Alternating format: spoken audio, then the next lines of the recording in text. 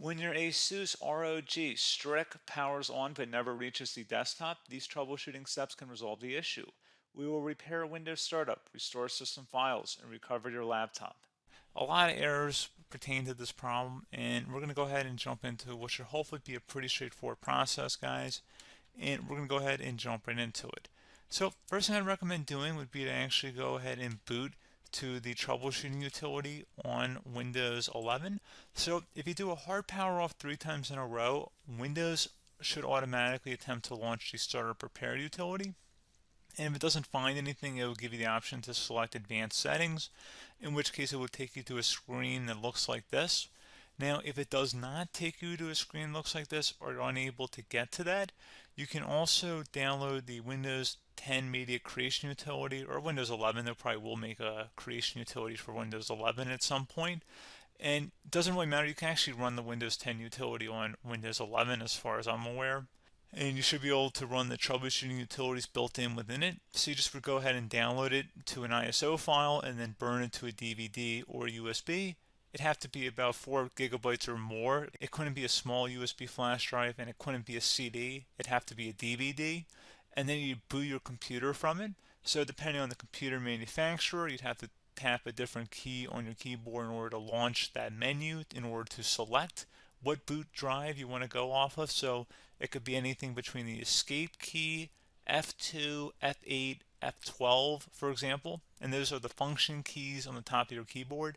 So you may have to just do a little bit of trial and error. Shouldn't take you more than a couple minutes. Googling it would probably be best before you even begin. But anyway, we're ready to go ahead and jump right into it.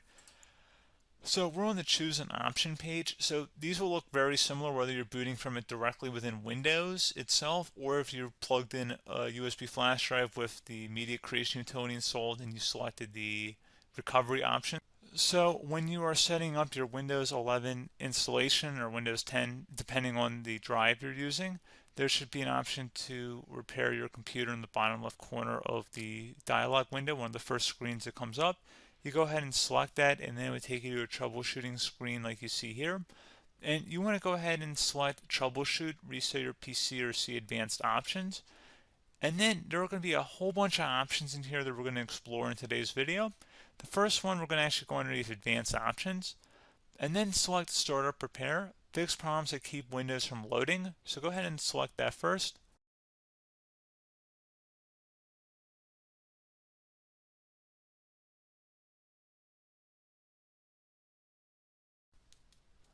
Okay, so you can see it could not repair our PC. That was our first option we could try. Something else, if we go back into advanced options here and then select troubleshoot, we're going to go underneath advanced options again.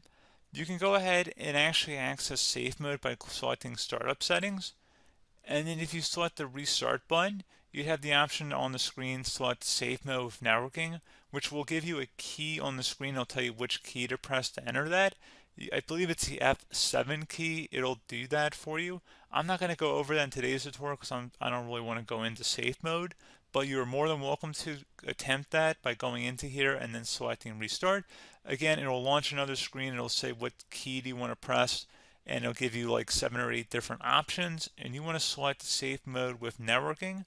There's also an option for a command prompt too, but that's going to be something we're going to cover later in this video, and we don't even have to go through that in order to access it. So that's why I'm not going to really push for that, because unless you know exactly what's causing the problem, you probably don't need to go into safe mode.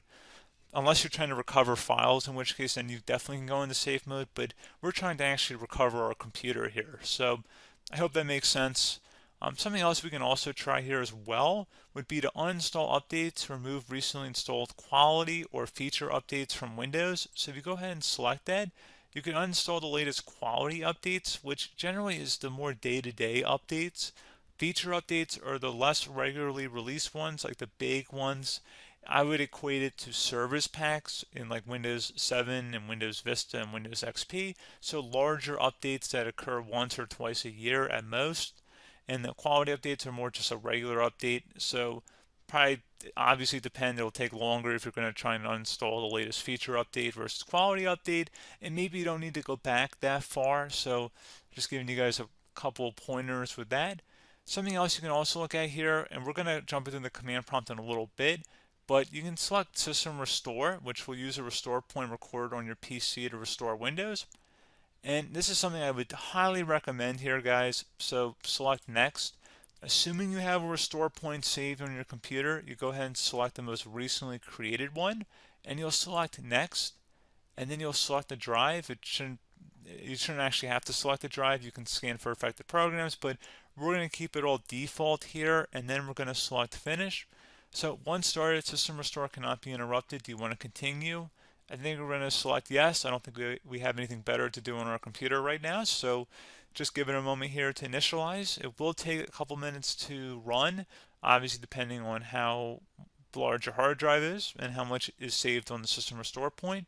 So just give it a couple minutes here.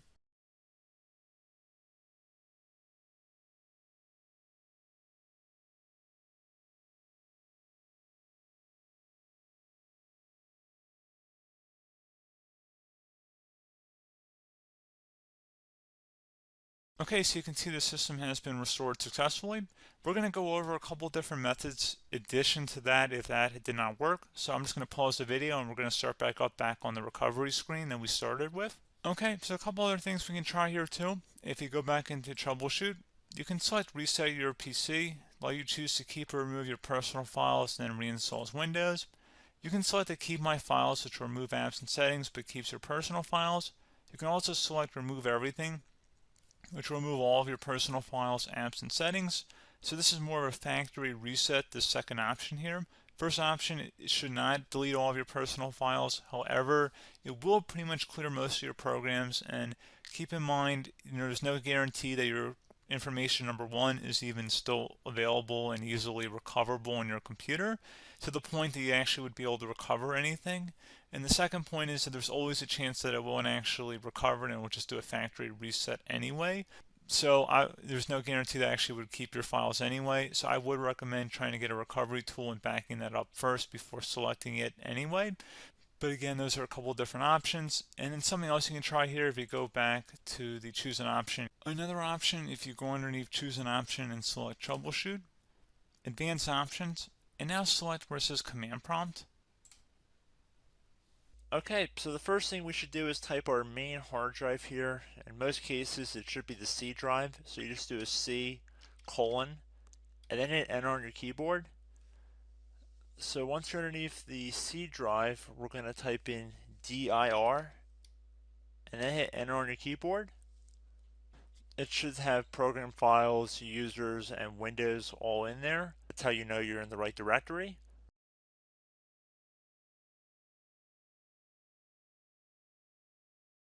In some cases, it might be the D drive as well, so just keep that in mind.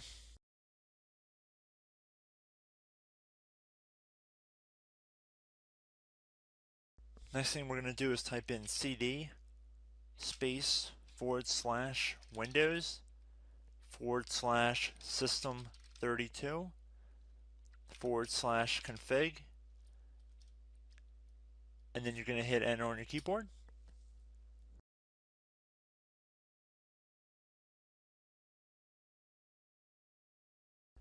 So now you're going to type md space backup. If you've seen other tutorials, it might also say to put down md backup. That's because the backup name is pretty common when you want to back something up. So you can name this whatever you want, doesn't have to be backup. So if you've already made a backup folder in the past, you could do backup 1, for example.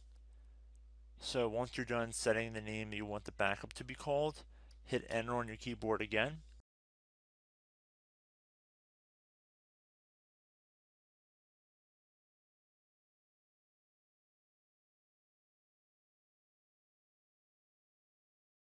At this point you want to type copy, C-O-P-Y, space, then you want to do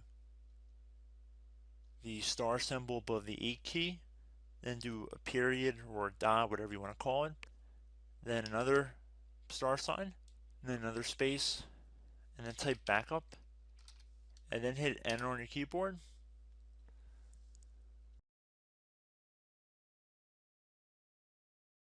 Now you want to type cd reg back, REG BACK, and then hit enter on your keyboard. So now that we are under the reg back, so now you want to type dir again, and then hit enter.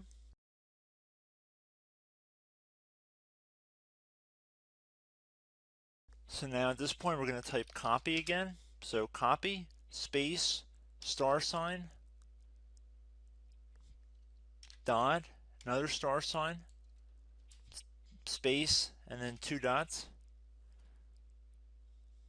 So we're going to type copy, space, star sign, dot, sign, star sign, dot, dot, and then hit enter on your keyboard again. So for overwrite, you want to overwrite all.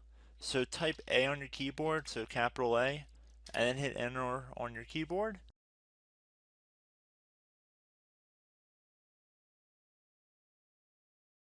So at this point, you should be good to go. You can close out of the command prompt window, and if you accidentally continue to Windows 10, you should be all set. So I hope one of these 3 or 4 different methods we went through in this tutorial helped you guys out. Again, I'm not sure if you guys heard me earlier, but try to go back into your safe mode if possible and uninstall any programs you know might be conflicting with the Windows startup if you can get into safe mode. So just keep that in mind. Something very simple like that could be blocking up everything. So again, I hope this tutorial helped you guys out, and I will catch you in the next tutorial. Goodbye.